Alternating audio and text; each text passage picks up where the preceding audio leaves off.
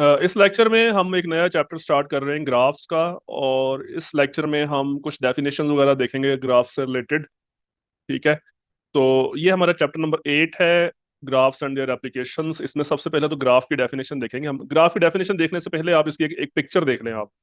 ये आपके सामने मुख्तलिफ तरह के ग्राफ दिखाए गए हैं। इसमें से पहले फिलहाल हमने सिर्फ इस पिक्चर को फॉलो करना है। 8.1 पार्ट ए। अभी हम मल्टी ग्राफ, ट्री और वेटेड ग्राफ की बात नहीं कर रहे। अभी हम सिर्फ ग्राफ की बात कर रहे हैं। ठीक है। ग्राफ आपके सामने है, ये मुख्तलिफ पॉइंट्स इसमें होते हैं। इसको हम नोड्स भी कह सकते हैं या वर्टेक्स भी कह सकते हैं। A B C D E, ये सारे क्या हैं? ये नोड्स हैं, वर्टिसेस हैं, पॉइंट्स हैं। दूसरी चीज क्या होती है ग्राफ में? पॉइंट्स के दरमियान लिंक्स लगे होते हैं आपस में, एजेस होते हैं। इनको हम, ये जो लाइन लगी हुई है ना, इसको हम क्या कहते हैं? एजेस। यानी एक एज ये है ए से बी तक, फिर बी से सी तक एज है, सी से ए का एज है, ए से ई का एज है, सी से ई का एज है, सी से डी का एज है और डी से ई का एज है। अच्छा, तो अभी ये जो हम ग्राफ देख रहे हैं ना, ये अनडायरेक्टेड ग्राफ है, मतलब इसमें डायरेक्शंस नहीं है। हम आगे जाके एक ग्राफ ये देखें, डायरेक्टेड ग्राफ्स भी देखेंगे जिसके अंदर बाकायदा डायरेक्शंस दी होती हैं। ये आप देख सकते हैं, इसमें एजेस की डायरेक्शंस है बाकायदा। ये जो एज है ए से डी की तरफ है, इसको हम ए डी कॉल करेंगे, इसको हम डी ए कॉल नहीं कर सकते बिकॉज डायरेक्शन क्या है? ए से डी की तरफ। तो फिलहाल हम सिंपल अनडायरेक्टेड ग्राफ्स की बात कर रहे हैं। तो इसके हवाले से कुछ डेफिनेशन है वो हम देखेंगे। सबसे पहली डेफिनेशन तो ग्राफ की अपनी डेफिनेशन है। तो ग्राफ की डेफिनेशन क्या है आप देखें, यहाँ पे लिखा हुआ है, a graph G consist of two things, a set V of elements called nodes, या पॉइंट्स भी कहते हैं या वर्टिसेस भी कहते हैं। मतलब आपके सामने ये जो एग्जांपल है ये वाली, ये हमारे नोड्स हैं या वर्टिसेस हैं या पॉइंट्स हैं। ठीक है। तो दूसरी चीज क्या होती है? Set E of edges. Edges होते हैं जो उनके दरमियान लाइंस होती हैं, such that each edge e in E, ये स्मॉल ई रिप्रेजेंट करता है एक ई को, एक एज को, और कैपिटल ई रिप्रेजेंट करता है सेट ऑफ एजेस को। ठीक है। यानी इस वक्त इसमें कितने एजेस हैं टोटल? एक, दो, तीन, चार, पांच, छह, सात, टोटल 7 एजेस हैं इसके अंदर। ठीक है। नोड्स कितने हैं? 5 हैं। एजेस कितने हैं? 7।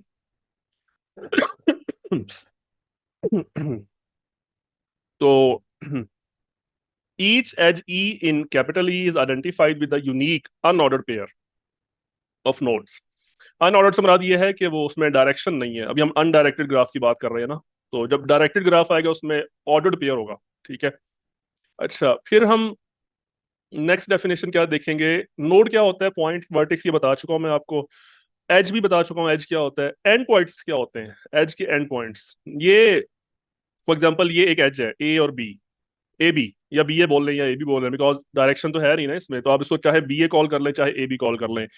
तो इसके एंड पॉइंट्स से मुराद जो दो नोड्स इन्वॉल्व हैं इस सेज में, बी और ए, इसके एंड पॉइंट्स हैं। एडजेसेंट नोड्स या नेबर्स भी कहते हैं इसको। मतलब इसी एग्जांपल, ए बी की एग्जांपल ले लें, ए और बी एक दूसरे के एडजेसेंट नोड्स हैं। एडजेसेंट नोड्स हैं या नेबर्स हैं एक दूसरे के। ठीक है।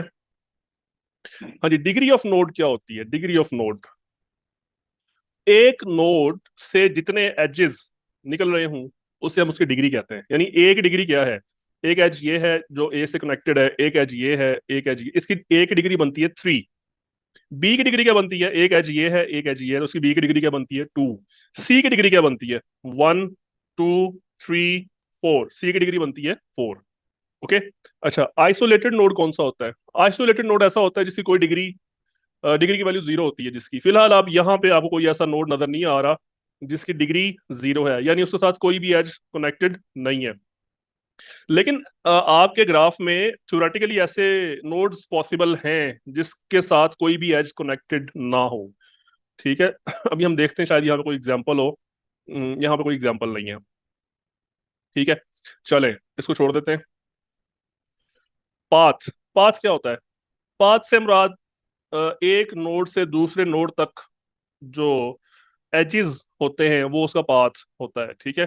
फॉर एग्जांपल अगर हम कहते हैं जी कि बी से डी तक पाथ, या ई तक पाथ बताएं क्या बनता है बी से ई तक, तो एक पाथ तो ये बनता है बी ए ई, एक ये बनता है बी सी ई, एक ये बनता है बी सी डी ई, तो 3 पाथ बनते हैं इसके। ठीक है। अच्छा, एक होता है सिंपल पाथ। सिंपल पाथ और पाथ में क्या फर्क है? पाथ, देखिए, सिंपल पाथ वो होता है जिसमें कोई एज रिपीट ना हो। यानी अगर मैं कहता हूँ जी कि बी से ई तक बनाएं आप एक, तो सीधा सीधा पाथ बनता है इसका, ये बी ए और ई, ठीक है। ए ये वाला एज एक दफा आया, ये वाला एज भी एक दफा आया है।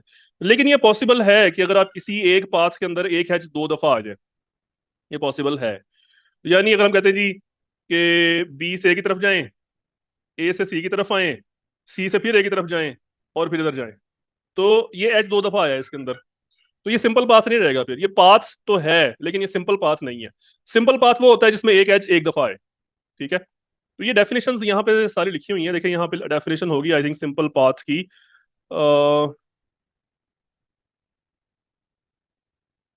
ये पाथ की हाँ yes, the path T is said to be simple if all the nodes are distinct. अच्छा यहाँ पे उसने नोड्स की बात की है कि सारे नोड्स डिस्टिंक्ट हूँ, मतलब सारे, मैं यहाँ पे मिस्टेक होगी मुझसे, मैंने वर्ड यूज किया है एडजेस का, ये बात कर रहे हैं नोड्स की, मतलब सारे नोड्स, हर नोड जो है वो डिस्टिंक्ट हो, एक दफा आए, ठीक है। अच्छा उसके बाद है साइकिल।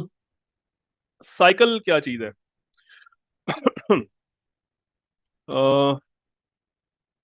ये डेफिनेशन लिखी हुई है इस साइकिल की। अ cycle is a closed simple path with length three और मोर। यानी ऐसा पाथ जिसमें जो स्टार्टिंग नोड है वो दोबारा फिर एंड में वही आए, ठीक है। यानी फर्ज करें हम कहते हैं ये पाथ बी से स्टार्ट हुआ, यहां तक आया, फिर यहां तक आया, फिर यहां तक आया, तो ये एक क्लोज्ड सिंपल पाथ हो गया, बी ए सी बी। तो ये बेसिकली इसको साइकिल कहते हैं। और इसमें एक वर्ड यूज किया गया है लेंथ। लेंथ, पाथ की लेंथ से मुराद क्या होता है? यानी ये बी से लेकर ई तक जो पाथ है इसकी लेंथ क्या बनेगी? एक एज आ गया, फिर दूसरा एज आ गया, तो इसकी लेंथ क्या बनेगी? टू, ठीक है। इसी तरह अगर इधर से नापा जाए बी सी ई, ये भी इसकी लेंथ भी टू बनेगी। और अगर इधर से नापा जाए बी सी डी ई, तो यहां से इसकी लेंथ बनेगी थ्री, ठीक है। अच्छा जी, के साइकिल का मतलब क्या होता है? मतलब जैसे अभी हमने देखा जी बी ए सी बी, ये क्लोज पाथ है, साइकिल है। इसकी लेंथ क्या है? वन टू थ्री, थ्री इसकी लेंथ है, तो ये थ्री साइकिल है।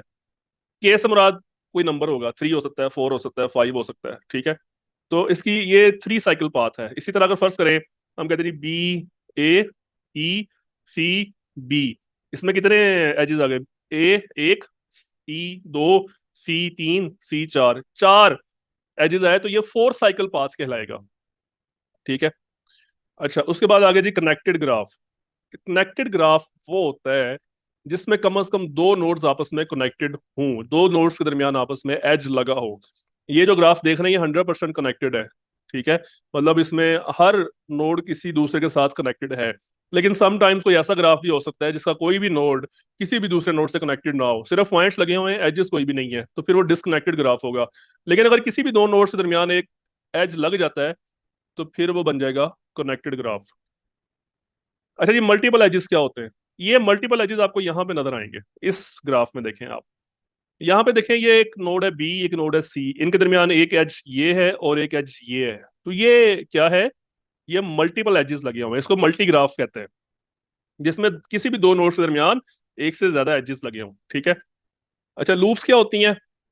ये आपके सामने ये लूप लगी हुई है, ये देखें, जिसमें एक नोड अपने आप के साथ ही कनेक्टेड हो। ये डी नोड है ना, एज बना हुआ है लेकिन इसका एज अपने आप के साथ, इसका जो दोनों नोड्स एक ही नोड है, डी अपने आप के साथ ही कनेक्टेड है, तो दिस इज लूप।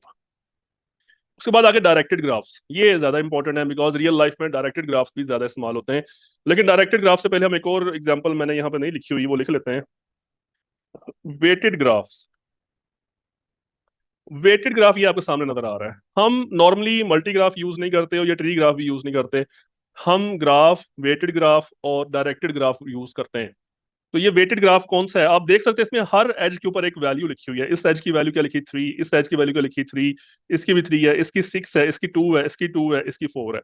तो समटाइम्स हमें, मतलब अगर हम फॉर एग्जाम्पल ये बी से लेकर डी तक का पाथ फाइंड करना है हमने, ठीक है। तो इसमें बी से ए से ई से डी, तो ये इसका अगर आप वेट काउंट करें, थ्री प्लस थ्री नाइन बनता है।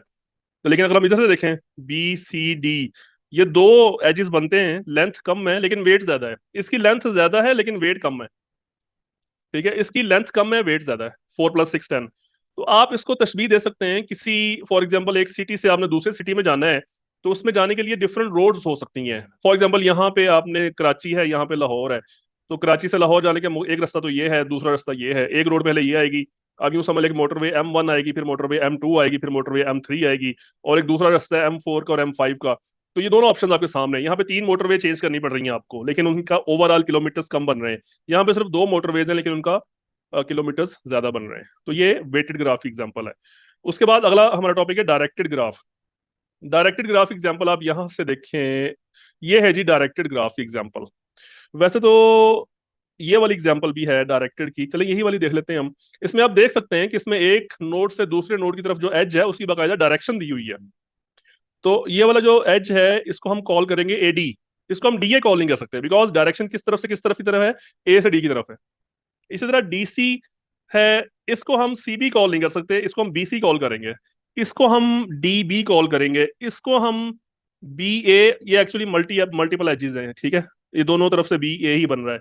अच्छा, इन एजेस के हमने अपने तरफ से भी नाम दे सकते हैं, E1, E8 है गालिबन, ये E6 है। ये जो है ये लूप एज है, ठीक है। अच्छा, उसके बाद आउट डिग्री ऑफ, अच्छा ये जो दो डेफिनेशन हैं ये इस्तेमाल होती हैं सिर्फ और सिर्फ डायरेक्टेड ग्राफ्स में।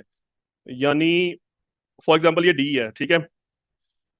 डिग्री तो हम पढ़ के आए हैं कि जिसके साथ जितने एजेस कनेक्टेड हैं वो उसकी डिग्री है। आप यहाँ पे देखें डी की तरफ आउट गोइंग कितने ग्राफ्स हैं, कितने एजेस हैं। डी से आउट गोइंग, ये जो एज है ये आउट गोइंग नहीं है, ये इनकमिंग है। ये आउट गोइंग है, ये भी आउट गोइंग है, तो इसकी आउट डिग्री हुई 2। इसकी आउट डिग्री क्या हुई 2। और एक एज इसकी तरफ इनकमिंग है, तो इसकी इन डिग्री हुई 1। टोटल डिग्री इसकी 3 है, उसमें से आउट डिग्री 2 है और इन डिग्री 1 है, ठीक है। अच्छा, सोर्स नोड क्या होता है और सिंक नोड क्या होता है।